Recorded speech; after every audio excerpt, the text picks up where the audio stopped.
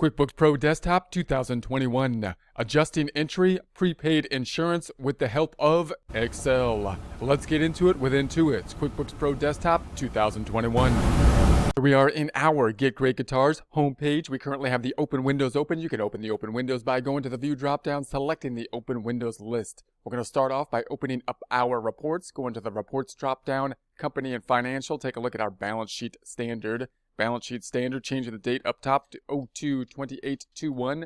That's going to be our cutoff date, February 28th. Let's open up our P&L, profit and loss, income statement, reports dropdown, company and financial. We're taking a look at the income statement.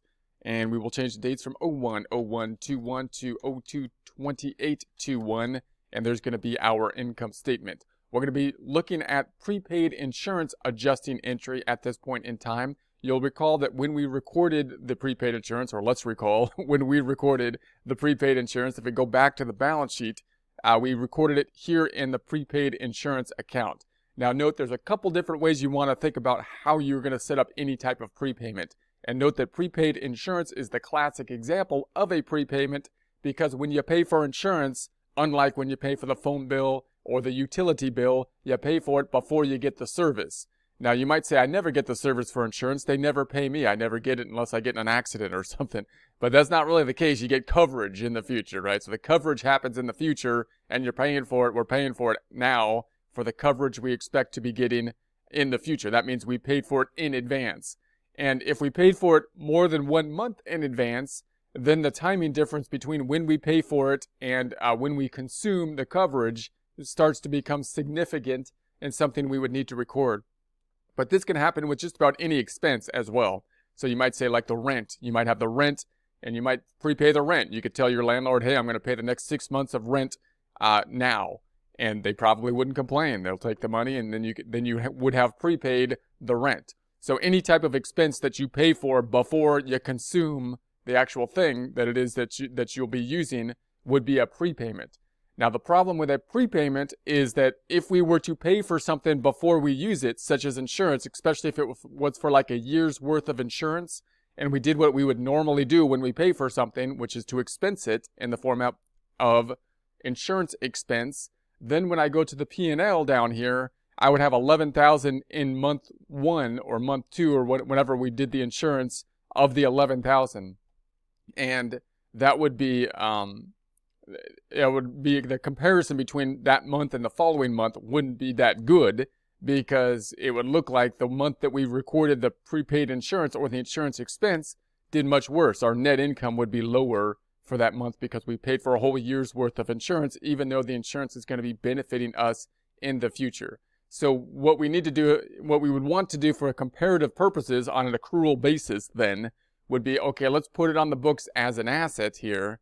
And then let's expense it each month as the insurance expires, and then record the proper amount of insurance expense, not with regards to when we paid it, but with regards to when it was incurred, when we consumed it for the use of the business. That helps us to measure period to period on a performance basis rather than a cash basis type of method. Now, that's a little bit more work to do that as well. And you also have to think about, well, how am I going to fit that into my adjusting process? Am I doing the adjusting process, or am I going to have the adjusting process be done by an outside bookkeeper or CPA firm, either monthly or yearly? And oftentimes I would think about this as if those two processes were separate and even done by separate people, right? But even if you do them yourself, you want to think about them separate. I want the data input as easy as possible. And then I want to be able to make any adjustments I need to at a period end without messing up the normal process of the data entry. So the standard way to do that is to say, hey, look, when I do the bookkeeping, all I'm going to do is record the prepaid the insurance whenever I pay for it into prepaid insurance instead of insurance expense. It's going to accumulate upwards every time we pay for it in this prepaid account.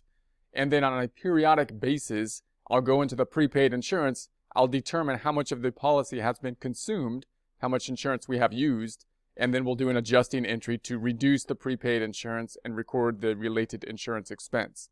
Now, you could do it the opposite way. You could say every time I record the payment for insurance, I'm going to record insurance expense. And then periodically, I'll do an adjusting entry, removing it from insurance expense and recording the amount that has not yet been consumed in prepaid insurance. The reason we don't normally do it that way is because the expense account is temporary. It'll roll into the equity section on a periodic basis. So it's kind of confusing. It's more confusing to do the adjusting entry, reducing the expense account and recording the prepaid insurance typically, than to put it into the prepaid insurance and then take it out. However, if you're doing the bookkeeping and you plan for tax preparation at the end of the year, you might want to put it in there. You might want to put it in as an expense so that the tax preparer at least knows that it's there, and they can think about whether or not they want to adjust it at all. But if you're working well with somebody else, like a CPA firm, and they know your system, then the easiest system to set up would typically be, I'm going to record it to prepaid insurance, and then if you need to adjust it at the end of the period, then adjust it and record whatever expense would be relevant at that point in time. So that's what we'll do here. That's going to be the standard type of process. If I double click on this prepaid insurance, and then I'm going to change the date to 01/01/21. Now the payment that we have is this $11,000 made on January 28th. The next thing we would want to look at is to say, okay, what period is covered for this insurance policy? We would have to look at the insurance policy and say, okay, what period is covered for it? We're going to assume the period covered is going to be January through December for the purposes of this practice problem, the calendar year. Now note that's a little unusual because you would think the payment would have happened at the beginning of January then, or last December, and not at the end of January if it was going to cover this whole year. So just be aware of that. But for the purposes of the practice problem, we're going to be saying that this policy that this payment is paying for a year's worth of coverage covering January through December, so that we can have 2 months of insurance that we'll basically be taking a look at. Every time a payment is made, it would be increasing this account. We only have one payment here because we bought the one policy that's going to be covering the entire year. But every time the payments are made, we would be increasing this account. Then at the end of the time period, now we're gonna be thinking about how much has been consumed, and we're gonna be reducing this amount. We'll do that first on the trial balance over here, so that we could see the effect on the trial balance. So this is what we have thus far. This is our books that we got from Excel, from QuickBooks. And then this is going to be our adjustments, and then here's our ending trial balance. So we've done these items so far. This is going to be adjusting entry ADJ number 5. And so what we're going to do is we're going to say, all right, there's 11,000. I'm going to re-greenify these things. I'm going to ungreenify these ones so I can re-greenify the accounts we're looking at. So ungreenify these, and we want to look now at the prepaid insurance. So I'll greenify that one. And then down here, the insurance expense. And is there an insurance expense? Notice I don't have one down here because we haven't recorded anything to insurance expense yet. So what I would do then is go back to the QuickBooks file and say, okay, is there an insurance account that has been affected, or do I need to create one? So if I have the chart of accounts, I want to make sure, I want to try to stay in alignment with the chart of accounts. So I'm going to go to the view, or to the lists drop down. The lists drop down. We're looking at the chart of accounts. I'm going to go down to the expenses down here and say, is there an expense account for insurance that I'm just not using? So I'm going to say, yeah, there's the insurance expense is right under, basically we have it under the dues and subscriptions. And the last thing that we used here is going to be like bank service charges. So it's below the bank service charges. So right here, looks like that's where we want the insurance because it's going to be in alphabetical order. So I'm going to select this row here. Going to select this row and add an account. I'm going to right click on it and insert, shift the cells down. And then I'm going to call this insurance expense. And I want to line this up. I'm going to do my best to line it up the same format it will be when we make the trial balance in Excel. When I record this in QuickBooks, then the insurance expense will show up right on the trial balance, and I'd like to order it in the same format, so it's in alphabetical order within the expenses area. It's in order by assets, liability, equity, income, and expense, and then alphabetical order within the expenses.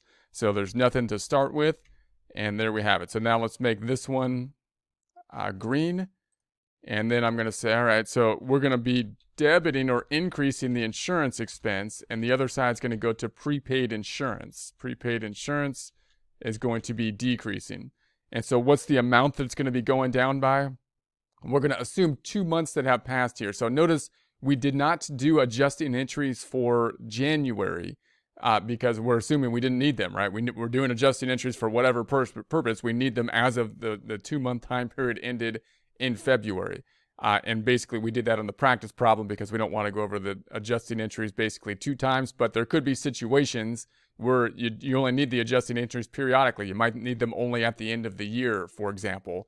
And so in this case, we're going to say we have 2 months of that have passed for this prepaid insurance policy.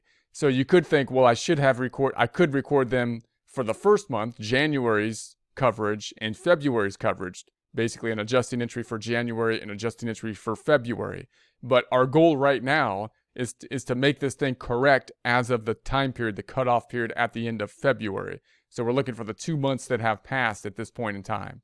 So in other words, if I have this 11,000, we could do it this way, times or divided by 12 months, and then that would be the 916 about per month times 2 months that have passed. That's the amount of expense that we're going to be recording then. We have incurred this much out of the 11,000. And once I record that, meaning this account then is going to be equal to, let's do this again, 11,000 divided by 12 times 2. Once I record that, if I take that minus the 11,000, this is how much is going to be left in the prepaid insurance.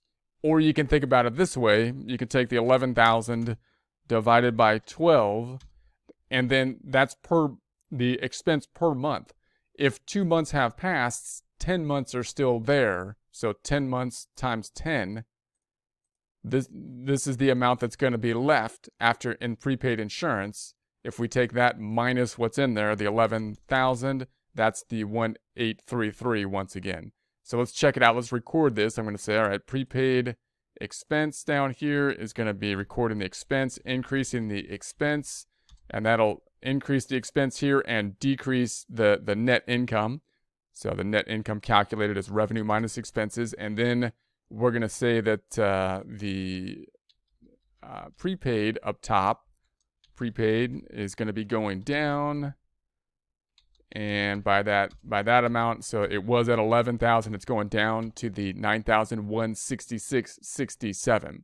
So this is what's left for the next 10 months of the year, and this is the amount that we have incurred for 2 months. We're recording 2 months of it at this point in time because we didn't do any adjusting entries for January for whatever reason. We want this information on the financials to be correct as of February. So that's what we did, right? We recorded this as of February 4th. So for the 2 months ended time period, February, this is the amount of expense for that 2 month time period, and this is going to be then the net income. Now this is a permanent difference. This is not one that we're going to do any reversing entry. Nothing's going to happen to this column because this isn't like these. This isn't just a timing difference that happened. This is a permanent difference. So this is not going to reverse itself. It's not like it was just entered in the wrong period, or it's not a cutoff problem.